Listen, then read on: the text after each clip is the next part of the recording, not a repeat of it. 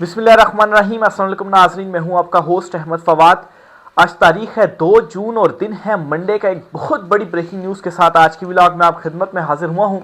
साबिक chief justice काजी फाइज ईसा को जिस तरह से बेनकाब किया राना सनाउल्लाह ने, अब इसी तरह से Sikandar Sultan Raja chief election commissioner के अगेंस्ट भी बड़ी गवाही और बड़े जो सबूत है वो सामने आ गए हैं। और इनके अपने ही जो इत्तेहादी हैं वो इनके अगेंस्ट की जो गवाहियां और ये सबूत है ये दे रही हैं कि कैसे जो इलेक्शन है वो चोरी हुआ, कैसे इमरान खान का मैंडेट चोरी किया गया, कैसे जो धांधली है वो की गई। ना सिर्फ इतना कि सबूत और गवाहियां दी जा रही हैं, इनको इमरान खान के बाद एक्सपोज जो है वो किया जा रहा है। कुछ एक्सक्लूसिव डिटेल्स हैं आपके साथ मैं शेयर करूंगा। और दूसरे नंबर पर नाज़रीन, जो समयाल इलेक्शन हुआ है, इस इलेक्शन में किस तरह से धांधली की गई। अव्वल तो ये एक बयानिया बनाया गया जी कि अब इमरान खान पाक भारत जंग के बाद उस तरह से मकबूल नहीं है।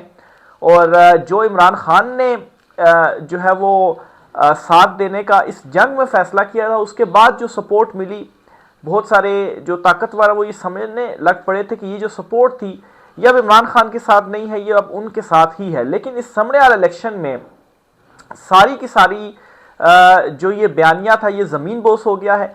इमरान खान आज भी बल्कि पाकिस्तान का सबसे तारीख में सबसे ज़्यादा मकबूल तरीन लीडर है। इस इलेक्शन में धांधली किस तरीके से की गई, बल्कि धांधला किस तरीके से किया गया, कुछ इस हवाले से भी एक्सक्लूसिव डिटेल्स हैं वो भी आपके साथ में शेयर करूंगा।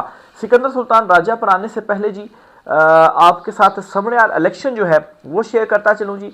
पाकिस्तान तहरीक इंसाफ इमरान खान साहब के जो उम्मीदवार हैं वो ये इलेक्शन जीते हैं। जो ग्राउंड के ऊपर चीज़ें रिपोर्ट हो रही हैं, बहुत सारे इदारे, बहुत सारे सहाफ़ी जो चीज़ों को रिपोर्ट कर रहे हैं वो यही बता रहे हैं जी कि पाकिस्तान तहरीक इंसाफ ने 80% से ज़ायद यहाँ पर जो वोट है वो हासिल किया। लेकिन फिर उसके बाद क्या हुआ जी कि फॉर्म 47 जारी हुए और उसमें दोबारा से नून लीग का जो उम्मीदवार था जी उनको जितवाया गया। तो किस तरह से धांधली की गई, कैसे हथकंडे जो हैं वो अपनाए गए, ये आपके सामने रखते हैं जी।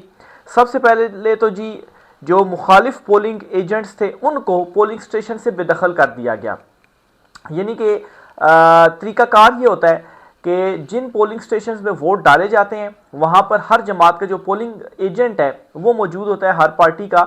और जब वोट काउंट किया जाता है उस पोलिंग स्टेशन से तो वो एजेंट मौजूद होता है, उसकी मौजूदगी में काउंट किया जाता है। और फिर वहाँ से जो वोट काउंट करने के बाद आरओ ऑफिस में भेजे जाते हैं। तो जो पोलिंग एजेंट होता है वो बाकायदा तौर पर उसके ऊपर उसके जो सिग्नेचर्स हैं वो होते हैं कि यहाँ पर ये पोलिंग एजेंट है, और उसको वो एक जो फॉर्म है वो भी दिया जाता है कि इस पोलिंग स्टेशन में इतने वोट काउंट हुए हैं और इतने वोट आपको मिले हैं और इतने दूसरे उम्मीदवार को मिले हैं। तो इस मरतबा क्या किया गया जी कि पोलिंग स्टेशन से जो पोलिंग एजेंट्स थे उनको ही बेदखल कर दिया गया, ताकि जिस तरह से फॉर्म 47 एक बनाया गया था, लेकिन फॉर्म 45 तो ओरिजिनली जो पोलिंग स्टेशन से आए थे उनके ऊपर तो ओरिजिनल नताइज लिखे हुए थे, उनको जब आपने तब्दील किया तो आपको कटिंग करना पड़ी। और फिर फॉर्म 47 के ऊपर भी रिकैलकुलेट जो है वो चीज़ों करके टोटल में आपने 20-50 हज़ार जो वोट थे वो बढ़ाए। तो इस मरतबा ये किया गया जी कि वहाँ से वो जो फॉर्म है उस पर ही अगर पोलिंग एजेंट नहीं होगा तो अपनी मर्जी के नताइज लिख दिए जाए, वोट गिरने की तो जो ज़रूरत है वही नहीं है। तो पहले नंबर पर यह किया गया। दूसरे नंबर पर जाली जो वोट थे वो भी डाले गए, जाली जो ठप्पे थे वो भी लगाए गए। ये पुराना तरीका वारदात जो है वो चलता आ रहा है। इसी तरीके से जी बैलेट पेपर्स जो थे वो चोरी किए। जाहिर सी बात है जब पूरी हुकूमती मशीनरी एक ही हलके के ऊपर और एक सूबाई असम्बली का PP 52 का हलका है वहाँ पर लगा दी जाए तो फिर ये कोई बड़ा मुश्किल काम नहीं है बैलेट पेपर की चोरी या वोटों के ऊपर जाली जो ठप्पे लगाना है वो। तो ये सब कुछ किया गया। लेकिन यहाँ पर समयाल का PP 52 का जो हलका है अवाम को दाद देनी पड़ेगी। बड़ी तादाद में वो निकले वोट कास्ट करने के लिए। आलिया हमजा और जो पाकिस्तान तहरीक इंसाफ के दीगर लोग थे, जो टीम थे, उन्होंने यहाँ पर अच्छी कंपेन भी चलाई। फिर उसके बाद सारी रात जो है वो आरओ ऑफिस के बाद एहतजाज भी करते रहे। लेकिन जाहिर सी बात है यही एक ऑप्शन है और क्या किया जा सकता है एहतजाज के अलावा। लेकिन पहरा वो ज़रूर देते रहे। एट द एंड फॉर्म 45 जो है इस मरतबा वो दोनों मैनेज करने के बाद जो नतीजा था वो जारी किया गया। फिर इसी तरह से जी कबल अज वक्त जो जाली फॉर्म थे वो भी सामने आए। जब आपका पोलिंग एजेंट ही नहीं होगा पोलिंग स्टेशन के अंदर जहां पर वोट काउंट हो रहा है या जहां पर वोट डाला जा रहा है, तो फिर उसके वहाँ पर आप जो है वो जाली ठप्पे भी मारें, बैलेट पेपर्स भी चोरी करें, जाली फॉर्म वगैरह भी वहाँ पर लेके जाएं, तो उसमें भी यानी कि 45 फॉर्म 45 जो है, क्योंकि इस मरतबा इन्होंने ऐसा किया कि फॉर्म 45 ही अगर मैनेज हो जाए तो फिर फॉर्म 45 फॉर्म 47 वाला मसला ही नहीं होगा। तो पिछले इलेक्शन में तो ये हुआ था ना कि सब कुछ इतना जल्दी में किया गया कि फॉर्म 45 मैनेज ही नहीं हो पाए और सबूत पाकिस्तान तहरीक इंसाफ को मिल गए। तो इस मरतबा जी यहाँ तक जो चीज़ें हैं वो की गई, और ये ग्राउंड से जो सूरत हाल है, ये जो सारी चीज़ें मैं आपके सामने रख रहा हूँ, ग्राउंड से सूरत हाल है जो कि बताई जा रही है। फिर इस तरह से पोलिंग एजेंट्स को जो है वो बाहर निकाला गया, और जो जाली गिनती थी वो जो है वो की गई, और जो रिकॉर्ड होता है रिटर्निंग जो ऑफिसर के पास होता है, फिर रिटर्निंग ऑफिसर के बाद वो आके जाता है, तो वो भी अपनी मर्जी के ही जो है वो बनाए गए। इसके अलावा और भी बहुत सारी चीज़ें रिपोर्ट हो रही हैं मुबैना तौर पर कि सारा जो अमला था पहले उन्हें किसी और जगह ले जाया गया, वहाँ पे उनको बताया गया जी कि ऐसे ऐसे करना है, फिर वो जो अमला था वो लगाया गया, लेकिन इस तरह से जो रिजल्ट्स हैं वो मैनेज किए गए। बहरहाल हकीकत सबके सामने है, एक चीज़ अब वाज़ेह हो चुकी है, और ये बात पहले भी अवाम में वाज़ेह थी, हम तो बहुत पहले से ये बात कर रहे थे, लेकिन पाकिस्तान तहरीक इंसाफ के अंदर या बहुत सारे कुछ लोग ऐसे भी थे जो ये बात कर रहे थे नहीं जी अब जो है वो पाक भारत जंग के बाद जो सपोर्ट है वो दूसरी तरफ हुई है अवाम की।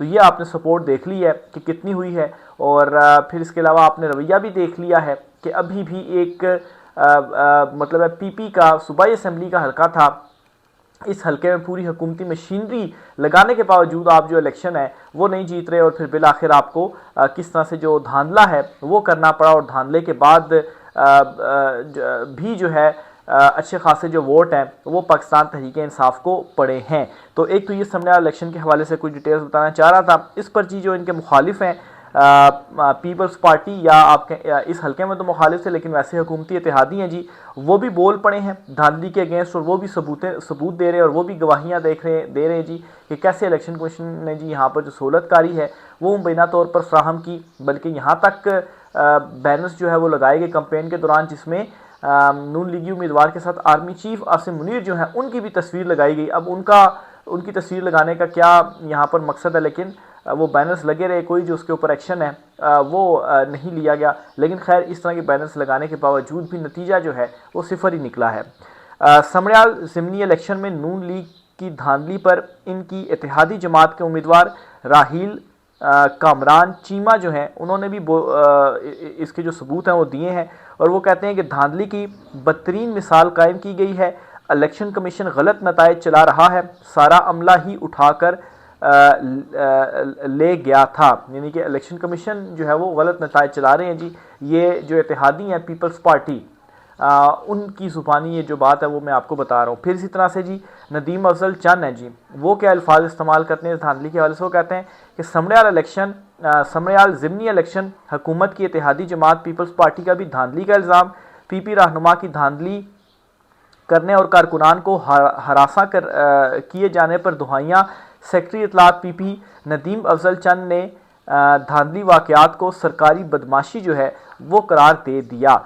तो यही बात पाकिस्तान तहरीक इंसाफ 8 फरवरी के जो इंतखाबात हुए उनमें भी करती रही, लेकिन ज़ाहिर सी बात है सबको अपना अपना हिस्सा मिला। ये जो चुनतखिब थी इनको तो चुनतखिब करके बिठाया गया, तो उस वक्त तो इन्होंने क्या बोलना। तो अब मतलब है कि इनफ होता है ना, एक चीज़ एक लिमिट होती है हर चीज़ की, लेकिन हर तरह से हदें जो हैं वो क्रॉस की जा रही हैं। अब ये एक्सपेक्ट नहीं किया जा रहा था कि यहाँ पर आप इस हल्के में भी, एक हल्के में सूबाई असम्बली के हल्के में हुकूमत आपकी है, इसमें भी इतना बड़ा जो धांधला है वो आपकी जानिब से किया जाएगा, और आप जो इलेक्शन हैं वो हारेंगे। तो इस वजह से नदीम अफजल चंद या पीपल्स पार्टी के कुछ जो लोग हैं ये अब बोलने के ऊपर जो मजबूर हैं वो हुए हैं। तो ये जी सिकंदर सुल्तान राजा के ऊपर एक और बड़ी जो चार्जशीट है वो लगाई गई है। इससे पहले काजी फाइज ईसा, चीफ जस्टिस साबिक राना सनाउल्लाह ने उनके हवाले से क्या जो स्टेटमेंट है वो दी, जिसमें उन्होंने इन बिटवीन द लाइन ये कहा जी कि कैसे ये बुग़्ज़ का शिकार थे इमरान खान की, और इमरान खान के बुग़्ज़ में इन्होंने बल्ले का निशान दिया, और इसमें ज़ाहिर सी बात है जो सहूलतकारी थी वो फिर इलेक्शन कमीशन की भी थी, सिकंदर सुल्तान राजा की भी थी, और फिर उसके बाद जिस तरह से पार्टी को बतौर इलेक्शन पाकिस्तान तहरीक इंसाफ को बतौर पार्टी इलेक्शन नहीं लड़ने दिया गया, आज़ाद हैसियत में लड़े और फिर उसके बाद मखसूस नशिस्तों के केस का फैसला। तो ये सारा गठजोड़ है जो कि अब बेनकाब इमरान खान साहब ने तो कर दिया है, लेकिन अब ये खुद अपने मुंह से ये जो गठजोड़ अवाम के सामने तो हो चुका है, लेकिन अब ये अपने मुंह से ये जो बातें हैं वो कर रहे हैं। पहले यही लोग थे जी जो मानने को तैयार नहीं थे, यही पीपल्स पार्टी थी जिन्होंने वोट दिया और इक़्तिदार में बैठी। आज यही पीपल्स पार्टी है जो कि धांधली का जो रोना है वो रो रही है। सिकंदर सुल्तान राजा के ऊपर एक और भी चार्जशीट है, इस वाले से भी आपको बताता हूँ जी। जर्नलिस्ट हैं साकिब विर्क साहब। साकिब विर्क काफ़ी सीनियर जर्नलिस्ट हैं। इलेक्शन कमीशन ऑफ पाकिस्तान जो है वो कोई दहाई से ज़्यादा इनको हुआ है जी, इन्होंने कवर किया है। और मेरे भी कोलीग हैं ये, और इनके साथ इलेक्शन कमीशन में भी काफ़ी अर्सा कवर करता रहा हूँ। अब खैर मैं सुप्रीम कोर्ट ऑफ पाकिस्तान को ज़्यादा जो है वो कवर कर रहा हूँ। तो इन्होंने एक ट्वीट की है और सिकंदर सुल्तान राजा के टेन्योर से ये उनसे पहले से वहाँ पर मौजूद जो रिपोर्टिंग है जी वो कर रहे हैं। सिकंदर सुल्तान राजा की तैनाती जो है उनकी भी जो खबरें हैं वो इन्हीं की तरफ से जो ब्रेक हैं वो की गई। अच्छा, ये एक ट्वीट करते हैं और लिखते हैं कि मैंने एक दफ़ा चीफ इलेक्शन कमिश्नर से पूछा कि आखिर आपकी इमरान खान से मुखालफत की वजह क्या है। तो एक मुलाकातें होती रहती हैं हमारी, खुद चीफ जस्टिस या अफरीदी से जो मुलाकातें अक्सर वो होती रहती हैं, उनसे बहुत सारी गुफ्तगू जो है वो होती रहती है। मौजूदा जो सूरत हाल है इस हवाले से भी हम गुफ्तगू करते रहते हैं। एक गुफ्तगू में तो उन्होंने जो है वो जिस तरह के साबिक DGI SPR थे मेजर जनरल आसिफ गफूर, उन्होंने मुस्बत रिपोर्टिंग का कहा था। तो एक मुलाकात में हमें भी चीफ जस्टिस या अफरीदी कह चुके हैं जी आप अच्छी अच्छी चीज़ें बताएं, मुस्बत जो रिपोर्टिंग है वो करें। भाई मुस्बत हो गया रहा है जो आप रिपोर्टिंग करें। पाकिस्तान तहरीक इंसाफ के साथ मतलब है कि पहले 26वीं तरमीम करें, अब 27वीं तरमीम का जो है वो शोर है। अदालतों के साथ जो कुछ किया गया, इमरान खान साहब के केसेस के साथ जो कुछ हो रहा है, तो मुस्बत है क्या जो रिपोर्ट करें चीफ जस्टिस या अफरीदी साहब। बहरहाल जी इनकी ट्वीट के ऊपर वापस आते हैं। इनकी जो वो एक मुलाकात हुई, उस मुलाकात में इन्होंने chief election commissioner Sikandar Sultan Raja से पूछा कि असल में आपका इमरान खान साहब से मसला है क्या, क्यों काजी फायद ईसा की तरह आप जो है वो इतना ज़्यादा पीक के ऊपर चले गए हैं। तो उन्होंने जवाब दिया कि इमरान खान ने 8 जुलाई 2022 के खुशाब जलसे में मेरी अहलिया की आला ओहदे पर पोस्टिंग को नून लीग हुकूमत की जानिब से रिश्वत जो है वो करार दिया था।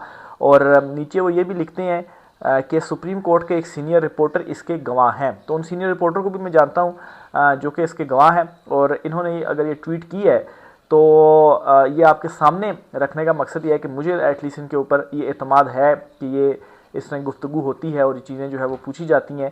तो ये एक और बड़ी एक चार्जशीट है जी जो कि ये ट्वीट के अंदर इन्होंने लगाई है कि एक ज़ाती अनाद और ज़ाती बुग़्ज़ है सिकंदर सुल्तान राजा जो हैं उनके दिल में इमरान खान के लिए, और वो बुग़्ज़ अब इतना आगे जा चुका है कि ये सारा कुछ जो है वो आपने उस बुग़्ज़ के अंदर इमरान खान के साथ किया। असल में तो इमरान खान तो इस कौम के लिए डटा हुआ है ना, इस मुल्क के लिए डटा हुआ है, इस मुल्क के लिए खड़ा हुआ है, तो असल में इस मुल्क के अगेंस्ट कर रहे हैं। लेकिन इनका क्या जाता है, भारी तनख्वाहें ले रहे हैं, बाहर भी शायद कुछ बनाया होगा, तो रिटायर जब होंगे, रिटायर तो खैर हो चुके हैं, लेकिन नई तरमीम के मुताबिक ये है कि जब तक नया चीफ इलेक्शन कमिश्नर नहीं आता तब तक यही कंटिन्यू करेंगे।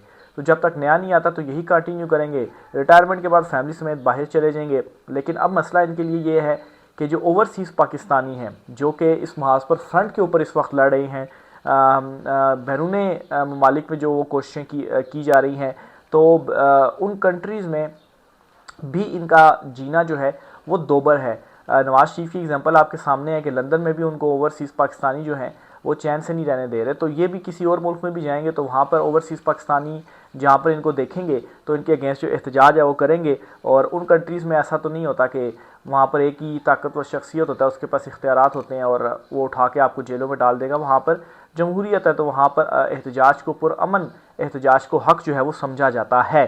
तो क्या ज़ाती अनाद था जी, क्या बुग़्ज़ था जी कि उनकी अहलिया का नाम लिया कि उनकी एक आला ओहदे के ऊपर पोस्टिंग हुई और नून लीगी हुकूमत ने इनको बतौर रिश्वत वो जो पोस्टिंग है जी वो दी। तो ये सारी असल इसके पीछे जो कहानी है। अब ये कहा जाता था ना जी कि इमरान खान साहब जो है वो उस वक्त के जो DGI थे जनरल आसिम मुनीर साहब, उनके हवाले से जब उनको हटाया इमरान खान साहब ने ओहदे से बतौर वज़ीर-ए-आज़म, और ये कहानी बताई गई जी कि उन्होंने बुशबी के हवाले से कुछ सबूत दिए गालिबन करप्शन के, तो इमरान खान ने गुस्से में आकर उनको हटा दिया।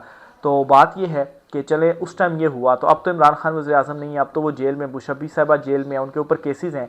तो आज वो सबूत कहाँ पर हैं? जो लोग उस वक्त ये दावे करते थे, जो कहानियाँ बताते थे, तो वो आज बताएं कि आज वो सबूत कहाँ हैं। आज वो सबूत सामने लाए जाएँ और बुशरा बीबी साहिबा के को जो है वो अगर करप्शन की है तो वो चीज़ें बताई जाएँ, लेकिन क्या इद्दत जैसे केसेस बनाए गए, तोशा खाना जैसे जो केसेस है वो बनाए गए, तो उस वक्त भी एक झूठी कहानियाँ गढ़ी गई और आज भी झूठ बोला जा रहा है, लेकिन पब्लिक के सामने अब सब कुछ आया हो चुका है।